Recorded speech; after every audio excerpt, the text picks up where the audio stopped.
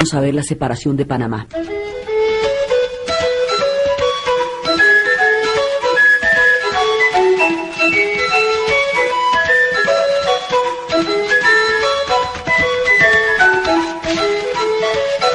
Este es uno de los capítulos más complejos y más interesantes a nivel histórico. Es el surgimiento de la historia en todas sus fuerzas. La vez pasada habíamos visto que para la construcción del canal había 4 problemas básicos y cómo se solucionaron. Entonces uno era el río Chagres, y habíamos visto que la solución técnica que se le había dado a un curso cambiante como el de río Chagres era la construcción de una represa alrededor del lago Gatún. Otra era la fiebre amarilla, y habíamos visto cómo a partir de todas las investigaciones y todo eso se descubrió que el agente transmisor era el mosquito. Entonces que lo que había que hacer era fumigar. Otra era la situación con Nicaragua, si se definía la suerte de Nicaragua, el canal por Nicaragua o el canal de Panamá o por el canal por Panamá.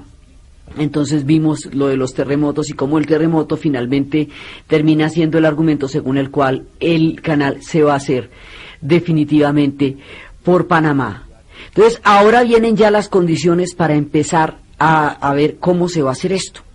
Entonces aquí está este proceso súper interesante, porque aquí se define la suerte de una cantidad de países. Aquí se define la formación de Panamá como Estado nacional. Aquí se define la suerte y el olvido de Nicaragua.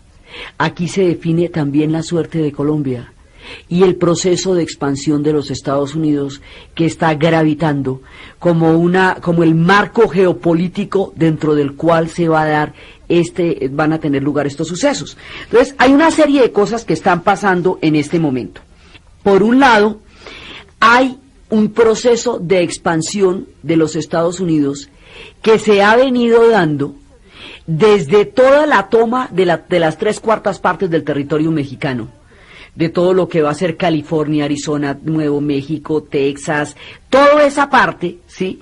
Eso va a quedar formando parte de los Estados Unidos, con esas figuras que en aquella época se hacían de anexarse, independizarse primero y luego anexarse a los Estados Unidos, como fue el caso de Texas. Luego, aparte de todo ese proceso de expansión, entonces también hay un proceso de expansión en el Caribe y en el Pacífico. Entonces en el Pacífico se han tomado la isla de Hawái. Theodore Roosevelt se ha tomado la isla de Hawái, y antes de eso, a partir del apoyo que se le dio a Cuba, a Puerto Rico y a Filipinas en su guerra de independencia contra España, estas 3 islas van a quedar bajo la influencia directa de los Estados Unidos. Entonces los Estados Unidos están en un proceso de expansión, y ese proceso de expansión lo va a llevar a un interés geopolítico concreto y claro. Es la construcción de un canal interoceánico donde pueda comunicar la flota del Pacífico con la flota del Atlántico.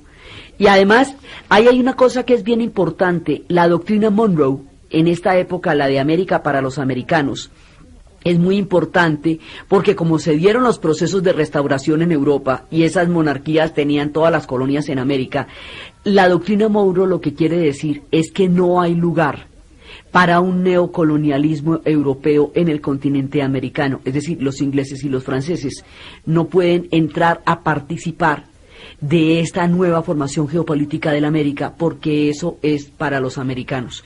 Eso es lo que significa la doctrina Monroe en ese momento y en esa situación.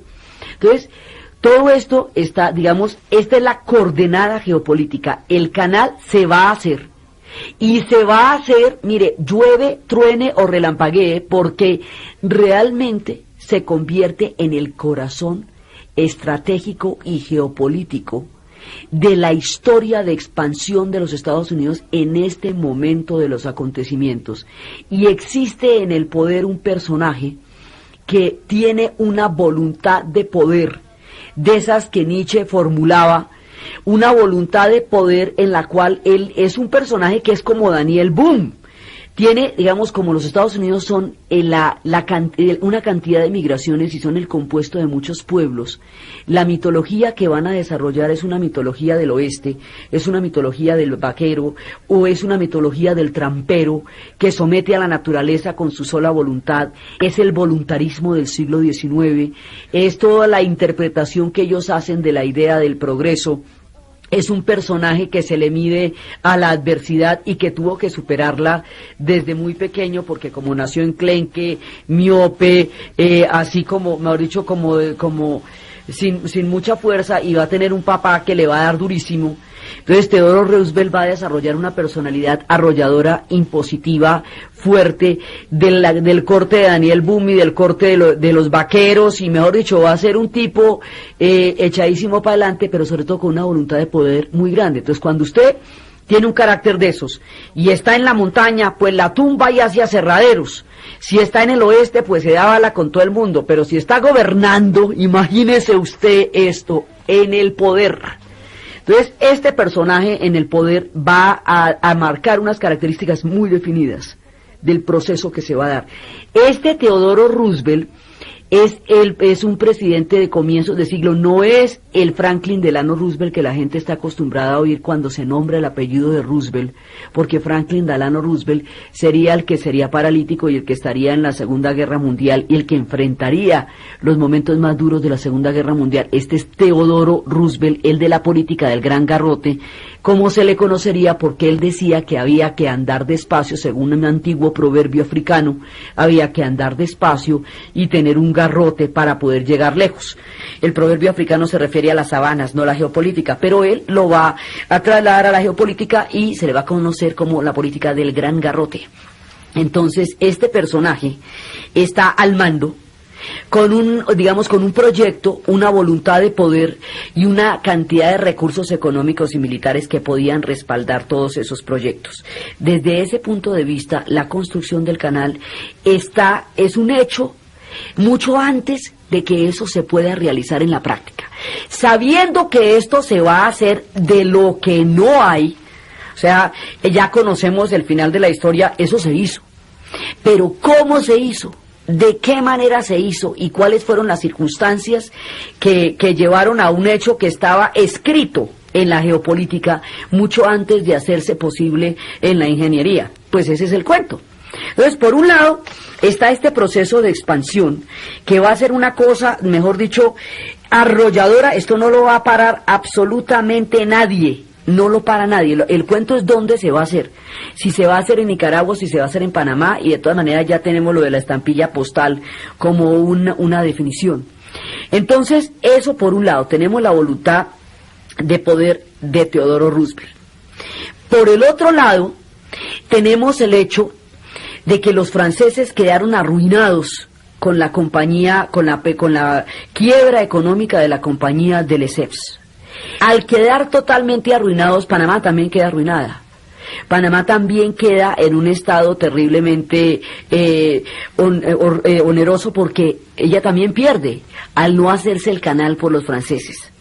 Los panameños necesitan que ese canal se haga porque eso es un problema de vida o muerte para ellos. Cuando usted tiene ligada su destino, su suerte a la de una ruta, que esa ruta siga activa y tenga futuro, de ahí depende que usted pueda existir. Por eso es que es tan grave para Nicaragua que la decisión se haya tomado por Panamá y no por Nicaragua.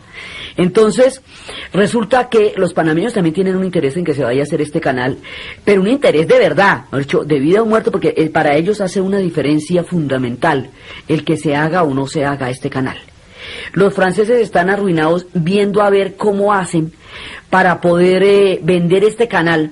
Ahora, mientras están arruinados, vuelve el príncipe francés, el personaje que les cuento, que el Mefistófeles que le había hablado al oído a Ferdinand de Lesseps y lo había convencido de que dejara su poltrón, su cómoda silla, su fama y su prestigio para venir a buscar la ruina a Panamá. Ese personaje que había venido a tomar chocolate a Santa Fe de Bogotá y que a punta de cortesías había logrado la concesión para los franceses de la construcción del canal, cuando el texto implícito era que eso lo iban a hacer los Estados Unidos, vuelve el francés de la nada y hace la cosa más increíble del mundo. Otra vez toma chocolate con las señoras, otra vez hace todas las cortesías, otra vez hace todas las venias, otra vez hace la cachacada que toca siendo el francés y siendo la cultura de Bogotá en esa época tremendamente francófila. Y adivinen qué, logra la concesión del canal por 10 años más, a pesar de la ruina de la compañía, a punta de chocolate santafereño.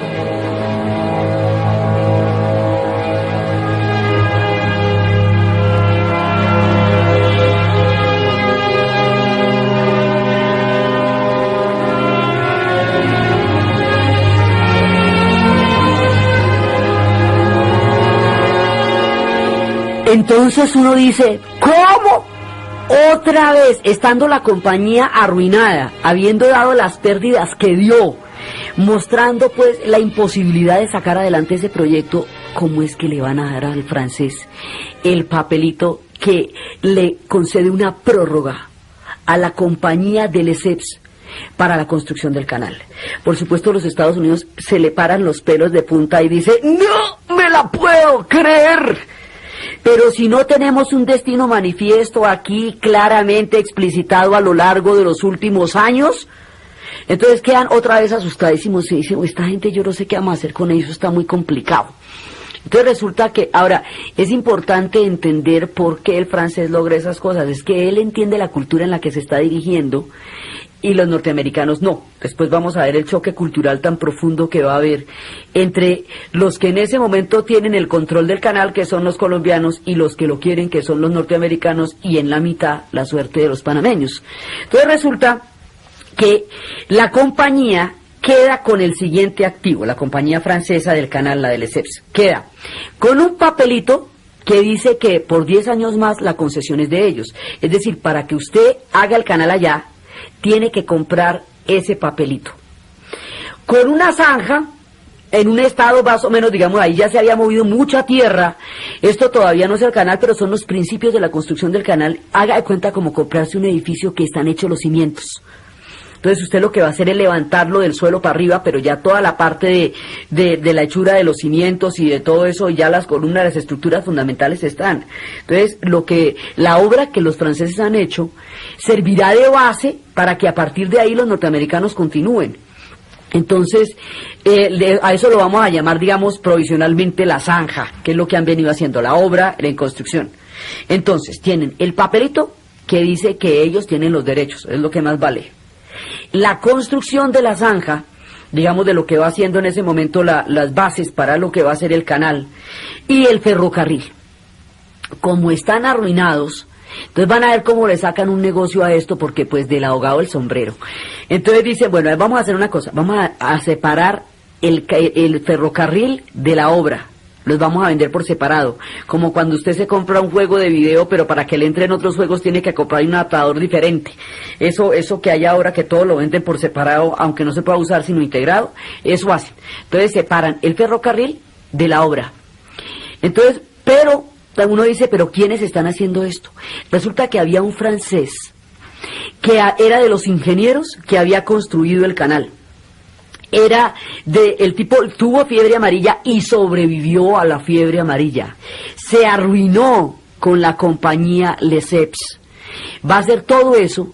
Entonces este personaje vuelve a Panamá, porque es un loco de atar, vuelve a Panamá después de que ha cogido fiebre amarilla, se ha arruinado, la compañía quebró, viene a por lo suyo. El tipo va a recuperar el billete que perdió.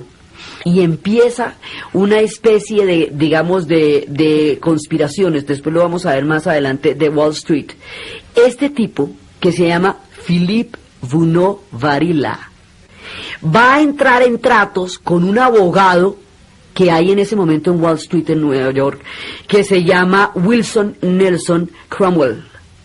Estos dos tipos, a nombre de un grupo de financistas norteamericanos, van a comprar muy barato las acciones de la compañía francesa del canal, pero esto va a seguir formando, digamos, el testaferrato sigue siendo la compañía de Lesseps. Resulta que esa compañía de Lesseps ya no va a estar en manos de los franceses propiamente dicho, sino que va a estar en manos de inversionistas norteamericanos de Wall Street, que todavía actúan bajo el nombre de la compañía, pero ya no está en manos de los franceses. El único francés que está ahí es Fungobarila.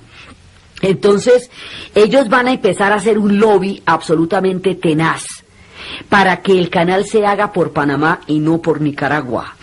Entonces es cuando empieza el cuento de la estampilla. No se sabe si fue Fungobarila o quién exactamente fue el que mostró el sello postal, pero fue el que dijo, mire, pero ¿cómo vamos a poner un canal en el sitio donde se hacen los terremotos más grandes? Y para el efecto mandó contratar un terremoto, porque después de que se dio el debate, hubo un terremoto ni el tenaz en Nicaragua, como si lo hubieran contratado para la ocasión, arrasó Nicaragua y el legendario Arco de Panamá quedó en pie. Y es cuando se toma la decisión que el canal se va a hacer por Panamá y no por Nicaragua. Entonces se hace un lobby que por un lado se está haciendo por estas tierras y por el otro lado se está haciendo por los Estados Unidos. El uno y el otro están haciendo ese lobby y lo que ellos quieren es vender las acciones de la compañía que compraron a muy bajo precio porque era una compañía ruinosa, vendérsela a los Estados Unidos para que los Estados Unidos construyan ahí el canal de Panamá y esta gente se haga un billete largo. Ese es el plan. Y para eso se van a mover, van de paesa. Entonces, ahí es cuando se decide que el canal se va a hacer por Panamá y no por Nicaragua. ¿Esto qué hace? Esto define el destino de Nicaragua. Nicaragua hubiera podido ser el paso interoceánico, la ruta hubiera podido ser Nicaragua, y eso le habría dado un destino totalmente diferente. Al tomar la decisión de Panamá y no de Nicaragua, Nicaragua queda en el olvido.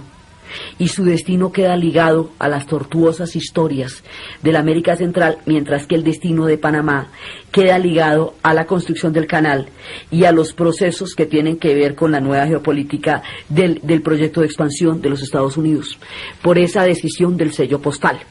Entonces, eso por un lado, digamos, ya hay una voluntad manifiesta. Además, la idea era que los Estados Unidos quería, a partir de la doctrina Monroe, sacar como una manera en la cual se dijera que si ellos son los encargados de garantizar la ruta y la seguridad, pues es obvio que ellos van a tener que hacer el canal. Eso era como implícito, pero resulta que nada de lo implícito había funcionado antes, porque finalmente los que tenían los papelitos eran los franceses. Entonces, hay que buscar una manera más clara de poder entrar a resolver esta situación, que no quede como que es un sobreentendido a partir del cual ellos van a hacer el canal, aunque lo sea. Entonces, estamos en este lado, la voluntad de poder, la expansión lista, la definición de la decisión de que el canal se va a hacer por Panamá, y hay unos intereses claros. Hay una palabra que se llama lobby, porque un presidente de los Estados Unidos solía fumarse los puros en el lobby de la casa presidencial, y cuando se estaba fumando los tabacos llegaba todo el mundo a pedirle favores y a echarle sablazos y a decirle que mire, que me preste este billete, que me ayude con tal cosa, que me ayude con tal otra. A partir de ahí, el sentarse en ese espacio para pedirle favores al presidente se conoce políticamente como lobby. Y lobby es lo que hacen los financistas de Wall Street, disfrazados de franceses arruinados, para que el canal se haga por Panamá y no por Nicaragua, y para que las acciones que compraron a precios absolutamente irrisorios por la quiebra de la compañía francesa se vuelvan el gran negocio al vendérsela a los norteamericanos.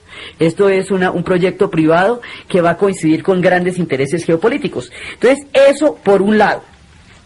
Por el otro lado, hay una situación en Colombia que es muy particular.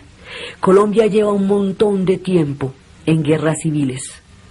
Colombia se está perfilando como nación y eso la ha llevado a un montón de cataclismos y a un montón de enfrentamientos, primero entre provincias, luego entre partidos. Ahorita ya vamos en el Partido Conservador contra el Partido Liberal, y esas circunstancias hacen que, digamos, esa guerra intestina que en ese momento tiene Colombia, esa guerra civil que en ese momento tiene Colombia, hace que haya pocos ojos para ver semejante paso de animal grandote que se está viniendo encima, que es un proceso de expansión impresionante como no se había dado en este continente desde los tiempos del Imperio Perdido.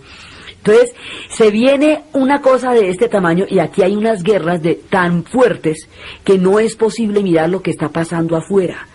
Uno de los problemas de las guerras civiles es que generan una fragilidad interior profunda. Entonces, están aquí en las guerras civiles, ha habido una sucesión de guerras civiles, pero van a haber dos muy graves y esas guerras van a involucrar a Panamá. Entonces, la que ya va a ser más grave de todas, la grave de todas, va a ser la guerra de los 1000 días. Porque esa guerra, ahí cuando se produce el ataque, y la guerra va a ser trasladada a Panamá, porque en Panamá en ese momento hay una fuerte acogida liberal. Al llevar esa guerra a Panamá, los panameños quedan metidos en una oleada de destrucción, porque terminan destruyendo Colón, se hace la batalla del puente de Nueva Caledonia, y eso termina siendo una mortandad y una historia sangrienta para Panamá, que no está acostumbrado a tener ese tipo de enfrentamientos, que finalmente no entiende por qué se vio metido en una guerra, porque siente que no le han protegido los intereses. El ferrocarril, ahí está que lo concedieron otros 20 años. En la medida en que se le entrega a los franceses la construcción del canal, si ese canal no se hace, Panamá ¿cómo va a hacer para sobrevivir? Han intentado antes procesos de independencia y lo que han hecho es aplastarlos y lo que ellos llaman reanexarlos. Y ahora les van a montar un guerronón de estos como la guerra de los 1000 días. La guerra de los 1000 días destruye los lazos morales que Panamá aún tenía con Colombia, porque lo hace partícipe de un proceso terrible, sangriento y desolador, que ellos en última no tenían por qué haber, de hecho no se tendrían que haber visto envueltos en un proceso de esos si no se considerara que desde Panamá se podían hacer ataques al Cauca y se podían hacer ataques a otras partes de Colombia, y por eso se traslada la guerra a Panamá. Entonces, Panamá se ve envuelto en una oleada sangrienta que no va, pues no es su cuento. ¿A cuento de qué? Entonces, ahí se rompen esos lazos. Ahora, Panamá se había metido con Colombia porque el proyecto de la Gran Colombia parecía dar la seguridad histórica que Panamá necesitaba en el momento en que caía el Imperio Español y se daban los nuevos repartos del mundo. Pero resulta que la Gran Colombia se fue disolviendo. Colombia está en los mismos procesos de guerras civiles. Bueno, Nicaragua también. Eso no era que si por aquí llueve, por allá no escampaba. Eso estaba en toda la América Latina, las guerras civiles, que como hemos visto son fenómenos típicos de la poscolonización. O sea, cuando se acaba la colonización y un pueblo nace, pues se enfrentan, porque normalmente en la independencia todo el mundo está de acuerdo con la independencia. Es después de que se produce la independencia, que vienen todas las tendencias políticas para formar un país. Entonces, Colombia está trenzada en las guerras civiles, pero hasta ahora las guerras civiles no le habían tocado a Panamá, le había tocado el aislamiento, le había tocado la sensación de que con ellos no era la cosa, que los gobernantes que mandaban era del interior, que sus intereses no eran reconocidos. Una de las grandes contradicciones que tienen los estados nacionales siempre es la tensión que existe entre el centro y la periferia. El desconocimiento total de las circunstancias de Panamá en Bogotá hacía que las decisiones que fueran vitales para Panamá no se pudieran entender ni apreciar desde Bogotá. Ellos necesitaban la construcción del canal, la definición internacional de cómo se iba a hacer eso. Ellos necesitaban, también sentían que el gobierno que seguía, los funcionarios que gobernaban en Panamá eran todos del interior y no panameños, que los intereses de los panameños no podían ser defendidos por los mismos panameños, pero los colombianos tampoco se los estaban defendiendo. Digamos, ellos quedan en una circunstancia muy complicada en la mitad de todos estos asuntos, y ellos quieren saber ahí cómo van ellos. Sí, esta tensión entre la periferia y el centro se presenta en todas partes. En Argentina eso va a ser durísimo mientras se definen entre Buenos Aires y la provincia. En todos lados se presentan estas tensiones, es parte de la formación de los países nacionales. A veces se pueden resolver, a veces no. Así son las cosas. Entonces, Panamá necesita una serie de definiciones que Colombia no le está dando, pero en cambio sí la está metiendo en unas guerras que esas sí no necesita. Estas son las circunstancias, parte del complejo panorama en el que se va a dar una situación que da origen al nacimiento de la nación panameña, y eso es lo que vamos a ver ahorita.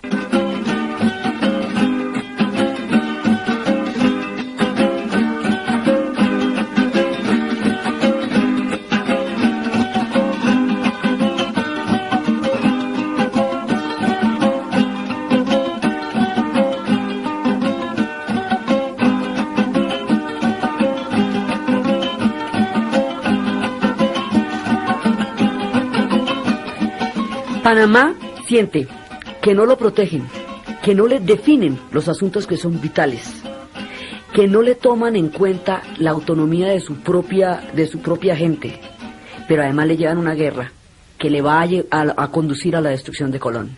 Entonces dice, bueno, aquí, mejor dicho, yo no entiendo qué circunstancias me favorecen a mí en este momento. Hay descontento. Ha habido 3 intentos de independencia que se han traducido en ese momento en una invasión de las tropas colombianas. Entonces, hay una circunstancia en Panamá que se ha venido atizando desde hace tiempo y que además los lleva a un descontento y los lleva a una situación latente en la cual otro tipo de salida puede ser perfectamente viable y deseable para ellos en un momento dado. Eso está ahí puesto en el tapete, pero la guerra de los 1000 días sí los convence que realmente ellos no están bien acompañados, porque no los ayudan, pero en cambio si les clavan una guerra de esas, rompe los lazos, lesiona muchísimo las relaciones con Panamá y hiere profundamente la nacionalidad y la identidad de los panameños. Esa guerra, porque es salvaje, terrible, lo fue para nosotros y para ellos lo es, pero ellos sienten menos necesidad que nosotros de haberse metido en eso, menos necesidad que Colombia de haberse metido en eso. Eso por un lado. Ahora, en Colombia está gobernando 2 personajes, uno como presidente, y otro como vicepresidente. Entonces, el presidente es un hombre bastante anciano que se llama San Clemente, que por sus fallas de corazón, en ese momento no puede gobernar desde Bogotá, porque Bogotá tiene mucha altura y eso le hace mal al corazón. Entonces gobierna desde Anapoima, Anolaima y Villeta, porque desde allá es que son los climas benignos y templados para que no se le haga daño al corazón del Señor. Entonces, pues, en estas circunstancias, imagínese. Entonces, el que está gobernando, digamos, el que está en Bogotá, es un personaje, José Manuel Marroquín. José Manuel Marroquín es un personaje como salido del siglo XIX, de esa herencia hidalga española, que corresponde más, el tipo es un caballero bogotano, y corresponde más a la sensación de esa España abúlica del siglo XIX, la que había perdido Cuba, Puerto Rico y Filipinas, esa sensación de una España totalmente quedada del tiempo. Colombia en ese momento acababa de salir de 500 años de colonización española. La influencia de esa cultura española queda profundamente cifrada en la clase, en la sociedad colombiana, y hay una parte que se identifica con esa España búlica, eso que decía don Antonio Machado, cuando Antonio Machado describía al hombre del pasado efímero, que decía: lo demás taciturno, hipocondríaco, prisionero en la Arcadia del presente, le aburre, solo el humo del tabaco simula algunas sombras en su frente, este hombre del casino provinciano que vio a Carancha recibir un día. Este personaje de Marroquín es un ser abúlico, es un ser pasivo, es un ser dedicado a la gramática, escribe un libro que se llama La Perrilla, y el interés gramatical es lo que realmente llama su atención. Escribe un manual de ortografía, que es el que se hace en versos, que durante mucho tiempo se recitó para una generación, que era el que decía: lleve la J, teje, maneje, dije, ejercer, objeto, hereje, apopejía, jercón, bujía, vejiga, ujier. Entonces el tipo estaba en la J y en el teje maneje y en la apoplejía y vejiga ujier, ¿sí? Cuando aquí se estaba dando el cambio político de la expansión de los norteamericanos en la cabeza de un personaje como Roosevelt. Entonces aquí se van a enfrentar Teodoro Roosevelt, que mataba osos con las manos, y José Manuel Marroquín, que escribía manuales de ortografía, y San Clemente, que andaba malito del corazón por esos días. Entonces, decía en un paralelo, decían que la juventud de Roosevelt era una superación, era una recuperación física, era un fortalecimiento espiritual para la lucha. Entonces decían que en Marroquín no tuvo lugar otro escape que el cultivo de la imaginación. Esta descripción es muy bonita, es hecha por Rafael Pombo. Dice: de aquella trágica orfandad y de aquellos caserones sin muchachos y de aquellos deudos que vivían rezando y haciendo lamentosos recuerdos, Diría don Rafael Pombo, resultó la edición definitiva del espíritu de José Manuel Marroquín, tocado de viejo, sino de muerto, melancólico de puertas para adentro, barrido de toda fe y de toda ilusión de las cosas de este mundo, prodigiosamente incapaz de pasión, a usanza del espíritu puro y al mismo tiempo disfrazado perpetuamente de sonrisas y chiste, como un elegante ataúd cubierto de flores. Imagine, este tipo enfrentaba a semejante toro bravo, que era Teodoro Roosevelt, pues, que era todo energía. Entonces decían que Teodoro Roosevelt era un torbellino con el mundo y con el deseo y con la ambición de conquistarlo, de someterlo, que cometía impertinencias, injusticias, conducía heridas incurables, pero que creaba hechos que en sí mismos eran revolucionarios. Entonces, la coyuntura, los chinos tienen una idea sobre el Tao que se llama la sincronicidad, que dice que el tiempo no solamente está hecho de las causas y los efectos, sino de la simultaneidad de los sucesos. Es como cuentan ellos, el Tao es el encuentro también de los sucesos en un instante cósmico. El instante cósmico en que se va a resolver el asunto de Panamá nos lleva al enfrentamiento entre un ser abúlico, prisionero en la Arcadia del presente, sí, como José Manuel Marroquín, y un ser representante de la voluntad de poder, que es Teodoro Roosevelt, con una decisión histórica inquebrantable, y otro ser llevado por una cantidad de fantasías y divagaciones gramaticales que le impiden ver la circunstancia histórica tan compleja y tan delicada que en ese momento se estaba enfrentando. Entonces no puede ver, y a esto añádeme una guerra civil, con una doctrina política. En el siglo XIX se cree que la violencia es la partera de la historia. Y eso lo creen todos, liberales, conservadores, marxistas, todo el mundo lo cree, porque es la doctrina del siglo XIX. Entonces se va a formar una concepción política que también que viene muy de España, en la cual el exterminio del otro es como la forma como se va a hacer la política. O sea, no existe la posibilidad de que yo pueda gobernar bajo los esquemas del otro o pueda compartir con él. Son discursos sectarios, imposibles en la construcción de una democracia, polarizantes, y que uno y otro plantean la destrucción del otro como el triunfo de mis ideas, y no el compartirlas o ser capaces de poderlas jugar. El drama sobre si son clericales o anticlericales, esos mismos dramas que definieron la política española durante el siglo XIX, que la llevan a la Semana Trágica de Barcelona y que a mediados del siglo XX la despedazan en una guerra civil, esos mismos conflictos políticos y por los mismos temas sobre los estados laicos o confesionales van a influir en los partidos políticos en Colombia.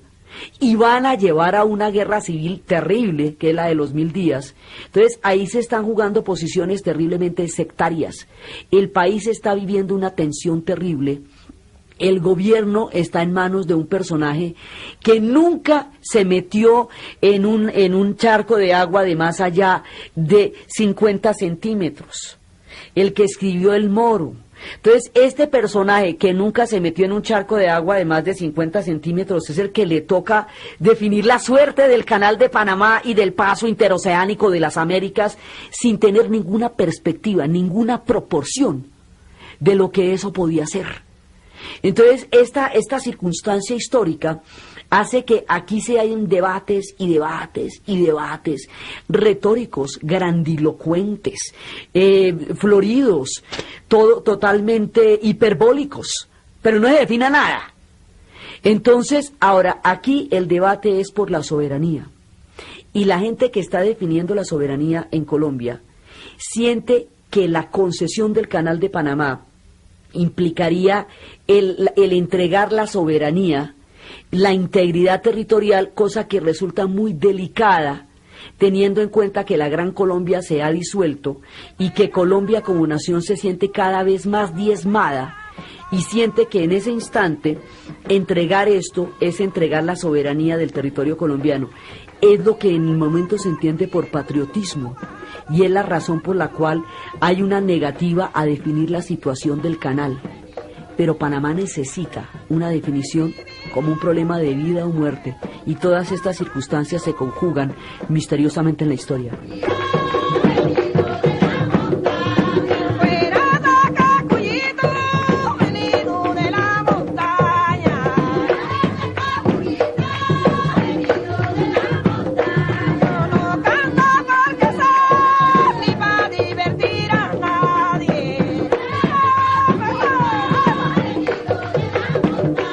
Entonces, las circunstancias están desatadas.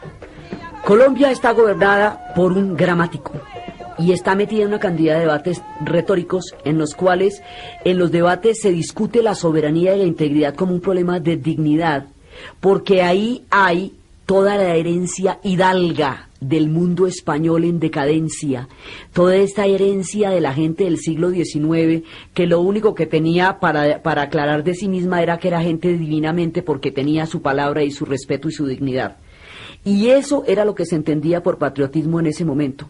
Nadie entiende la inevitabilidad de la construcción del canal, y que la inevitabilidad de la construcción del canal, la única salida que daba era negociarlo lo mejor posible. Entonces, no se entiende eso porque en la concepción del siglo XIX, en esta herencia de una España decadente, en esta mirada de una forma gramatical tan alejada de la realidad panameña, estas cosas parecían como si le fueran a quitar un pedazo indispensable, pero no se sabe indispensable para qué. Entonces, los debates en Colombia se hacen desde el punto de vista del patriotismo. En Panamá la cosa se necesita pantier, porque Panamá no aguanta un limbo económico en la ruta. ¿No ve que eso es fatal? Entonces, si aquí no se está construyendo el canal y los franceses habían arruinado, ¿qué está pasando mientras tanto? El hambre y además una guerra civil. Panamá no aguanta, necesita una definición ya. Estados Unidos tiene en la mira del canal como saber que hay uvas, esto no lo evita nadie. Y los financistas de Wall Street tienen una jugada importantísima que hacerse para que todas estas circunstancias se activen.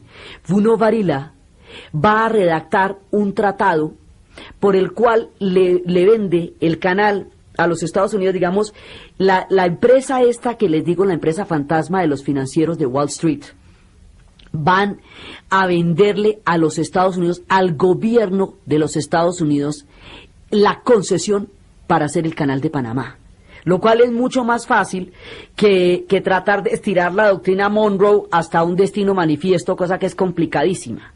Se la van a vender. Sí, porque ellos son los que la tienen. Lo que pasa es que están disfrazados de compañía francesa cuando en realidad son inversionistas norteamericanos privados, representados por Bruno Varila, el francés avión, y por el abogado que está haciendo el lobby en Wall Street, por Wilson Nelson Cromwell.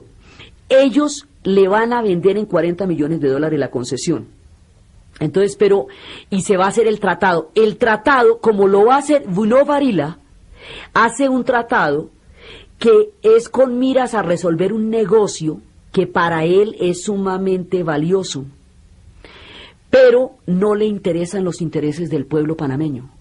Las condiciones de creación del canal son totalmente anodinas, porque al tipo no le interesa el destino de Panamá, sino la inversión del canal.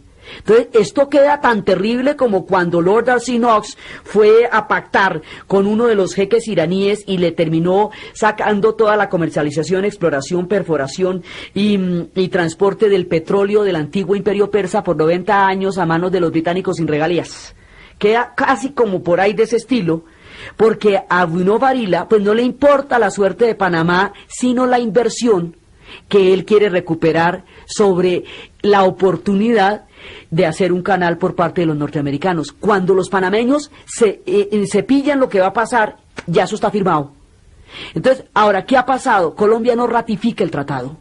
Colombia no ratifica, ya hay todo un pacto de que Estados Unidos va a hacer el canal, y Colombia no ratifica el tratado. Y por esto, por el patriotismo, por la gramática, por la integridad, por la dignidad, al no ratificar el tratado, Panamá queda en un limbo, porque si no se empieza a hacer ese canal, se mueren de hambre, por un lado, y por el otro lado, Estados Unidos necesita entrar a definir eso ya. Entonces, la negativa del Congreso de ratificar el tratado empantana la situación. Y como eso ya había pasado antes, se había empantanado mucho tiempo antes, y fue cuando el francés vino por primera vez y sacó, en ese momento logró sacar la concesión. Los norteamericanos negociaban con un ímpetu, y los embajadores negociaban con un ímpetu que sonaba chocante y brusco a la presopopeya bogotana. En cambio el francés, que tomaba chocolate, sí sabía cómo era el maní, por eso cada vez que venía salía con un contrato, y estos venían, gritaban, mugían, sacaban hasta pistolas, y todo el mundo les tomaba el pelo. Como existen estos antecedentes de tomar el pelo, entonces cuando no ratifican el tratado dicen, pero ¿y entonces cómo vamos a hacer acá?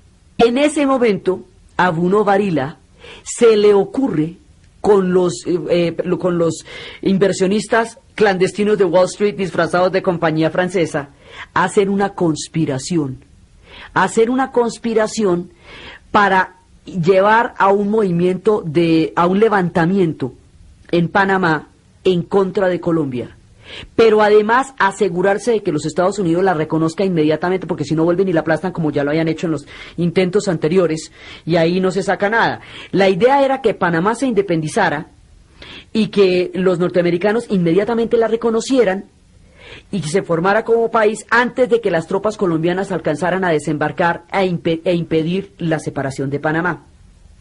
Ahora, la conspiración es el hecho policíaco, novelesco, pero ahí hay un descontento real de parte de los panameños y hay una situación que requiere una definición de un nivel de urgencia gigantesco y hay una concepción de lo que significa la dignidad y la soberanía de parte de Colombia, y todo eso son factores que entran en choque. Entonces, en ese momento, la conspiración es la conspiración es la chispa que lleva al levantamiento.